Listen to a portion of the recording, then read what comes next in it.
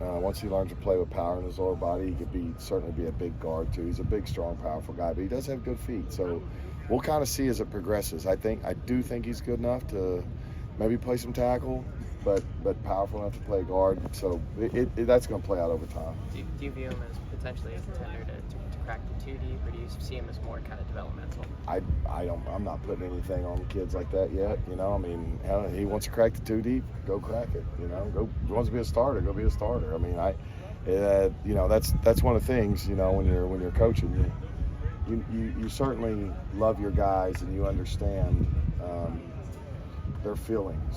You know what I mean? Like, and their disappointment and their joy when they be the guy. But I can't pick who starts and who doesn't. That's decided out here on the football field by the players. Could you give a general overview on the 4 guys competing to play at right guard? What have you liked that you've seen from them, and what do you need to see for someone to separate and lock that spot down? Yeah, man, there's been improvements, but I think the biggest thing is just consistency. So it's like, how many times when we go to execute a certain block or a certain assignment can we do that the same way when we're facing the very similar situation? And right now we're doing it really well a few times, and then one time's like, gosh, where did that come from? And then we're back to it. And so we're just a little up and down right now, but you are seeing flashes of it being done, executed the way it should be. It's whoever becomes the most consistent at doing it the right way. That's who's going to probably get the most playing time. Who's standing out there right now? Well, both the guys are competing right now. And then you got Gino too. And Gino's a little banged up coming off the knee surgery, but he's slowly working his way back in. But obviously he's an older guy and he knows what he's doing and he knows all the techniques. And so as he continues to get healthy, and then, the other guy's Micah Benuelos. He's really coming on too. He's done well. So I feel good about that interior depth. Development still to do, but I feel like if we'll press like we are right now and keep working, we're going to get to where we need to be. And I don't know who it's going to be. And then at left tackle, if Elijah Page for whatever reason can't go, I know Jonah was there last year. Who else on this roster do you have confidence in that they can go out and play left tackle for you in the Big Ten? Well, Tobias Raymond is the closest to that spot. He's been taking reps at both as a backup. And then, I think, even if Tobias, you felt a little more comfortable with him at right tackle, you could probably certainly switch Murphy to left tackle and if something permanent happened there.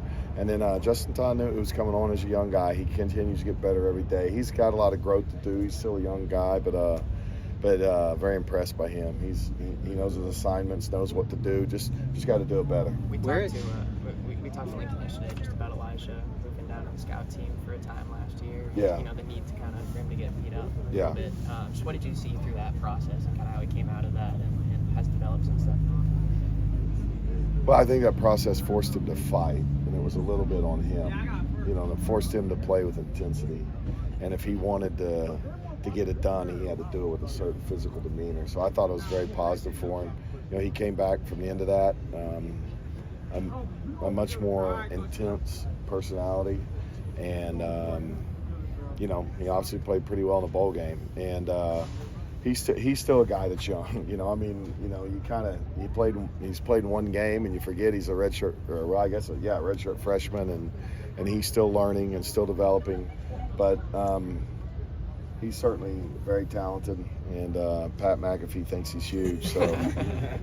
So anyway, well, he's going to get there. He's a great kid and works hard. He was a little frustrated with his performance today because he made a couple of mistakes, but sometimes it's just that consistency of not losing focus. A lot of practice is about that for an offensive lineman. It's just consistently putting yourself in position to win and not giving the defense any easy wins. And he's going to continue to get better at that. Mason seemed to have some ups and downs in his development early on.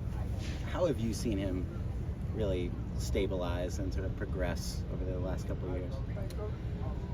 Well, I think more than anything, it's his focus. It's his desire. It's his, hey, I'm going to be a player. I'm not sure when I first got here if he saw himself that way. So I think more than anything, he's changed his self-image, and he's holding himself accountable to that image.